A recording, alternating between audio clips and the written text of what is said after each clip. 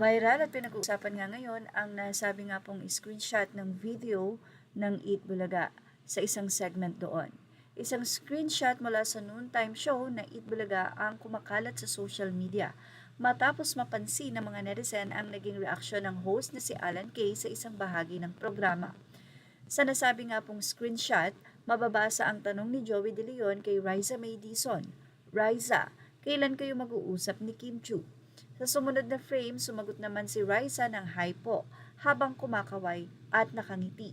Samantala, makikita rin sa ikalawang frame si Alan Kay na nag-react dito at tinakpan ang kanyang bibig.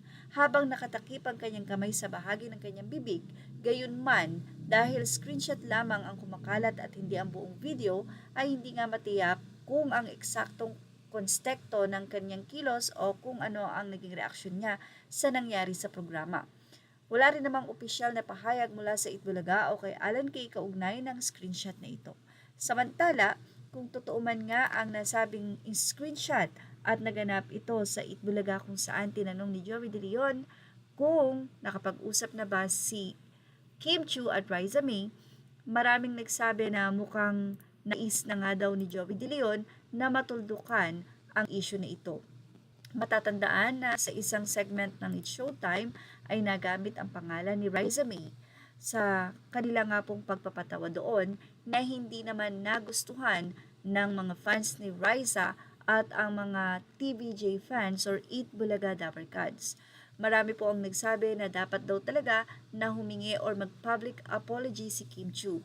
Pero matapos mag-viral at pag-usapan sa social media ito at napakarami na nga pong nagbigay ng kanilang opinyon, ay nananahimik po na tahimik at deadma si Kim Chiu. Ito'y para na lang siguro hindi na lumala. Pero the fact na ito po ay binanggit ni Joey De Leon ay mayroon nga daw pong pahiwatig ito.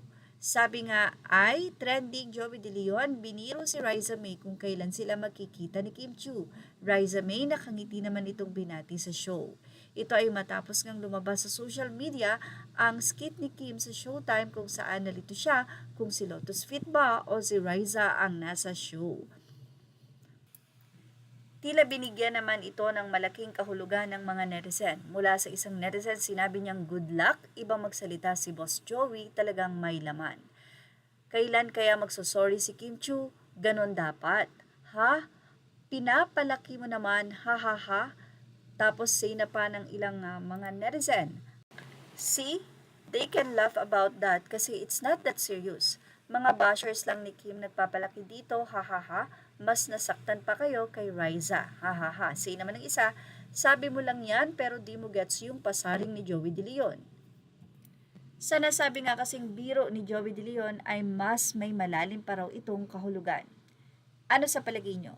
Ilagay na ang inyong opinion sa ating comment section, images or all credit to the rightful owners. Thank you for watching. Showbiz Now.